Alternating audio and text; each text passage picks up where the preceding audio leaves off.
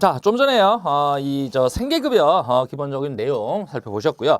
자, 거기 보면 이제 부양 의무자가 8조 2항서부터 나와 있어요. 8조 2서부터.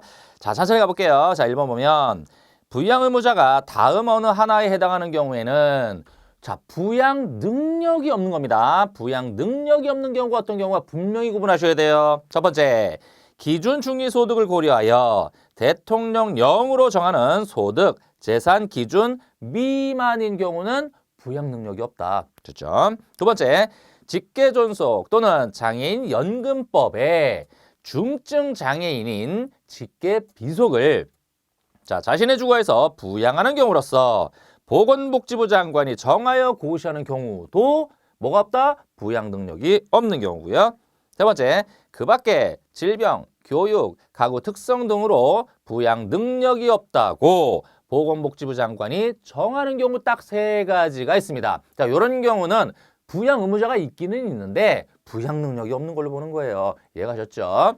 자, 그 다음에 두 번째, 자, 어떤 경우 있었죠? 아까 부양 의무자가 없거나 아예 있어도 능력이 없거나 또는 능력도 있는데 부양을 받을 수 없는 경우예요. 그럼 미리 한번 생각을 해보면 아들이 있는데 군대를 갔다. 어떻게 부양하라 그러겠어요? 그런 경우가 있을 거예요. 자, 이거 분명히 말씀드리지만 부양 능력이 없는 경우와 부양을 받을 수 없는 경우는 분명히 구분하셔야 됩니다. 자, 한번 볼게요. 두 번째, 부양 의무자가 다음 어느 하나에 해당하는 경우에는 부양을 받을 수 없는 것으로 본다. 부양 능력도 있는데 현실적으로 부양을 받지 못한다. 첫 번째, 부양 의무자가 병역법에 따라 징집되거나 소집됐다. 그냥 쉽게 말하면 군대 갔다 이거죠. 두 번째, 부양 의무자가 해외 이주법의 해외 이주자에 해당하는 경우예요. 이민 갔다 이렇게 생각하시면 되겠죠. 세 번째, 부양 의무자가 형의 집행 및 수용자 처우에 관한 법률 및 치료감호법 등에 따른 교도소 가버린 거지. 교도소, 구치소, 치료감호 시설 등의 수용 중인 경우.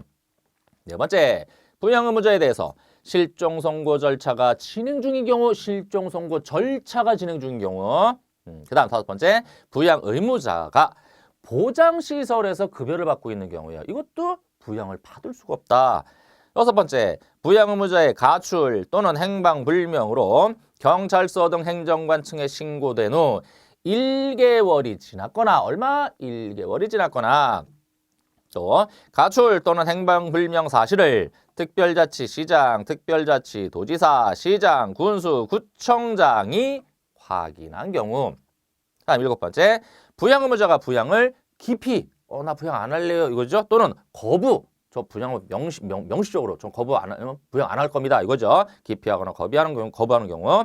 그다음 그 밖에 부양을 받을 수 없는 것으로 보건복지부 장관이 정하는 경우. 자, 다시 한번 강조드리지만 부양 능력이 없는 경우와 부양을 받을 수 없는 경우는 그냥 기계적으로 딱 분리해서 암기해 주세요.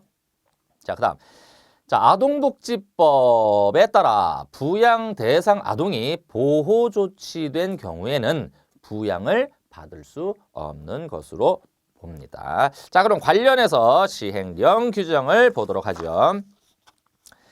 자, 5조의 6이죠. 시행령. 부양 능력이 없는 경우입니다. 자, 법에서 대통령령으로 정하는 소득 재산 기준 미만인 경우란 부양을 받을 수 없는 경우였죠. 그러니까 부양 능력이 없는 경우였죠. 부양 의무자가 다음 각 어느 하나에 해당하는 경우를 말한다. 첫 번째, 부양 의무자가 수급자인 경우예요. 오히려 수급자인 경우. 두 번째는 삭제됐고, 세 번째, 다음 각 어느 하나에 해당하는 사람으로서 재산의 소득 환산액이 보건복지부 장관이 정하여 고시하는 금액 미만인 경우. 그죠? 하나씩. 가번, 실제 소득에서 질병, 교육 및 가구 특성을 고려하여 보건복지부 장관이 정하여 고시하는 금액을 뺀 금액이 기준 중위소득 미만이 되는 사람. 나번, 일용근로 등에 종사하는 사람. 자, 이 경우 일용근로는 근로를 한 날이나 시간에 따라 근로 대가를 계산하는 근로로서 고용 계약 기간이 얼마 미만이에요?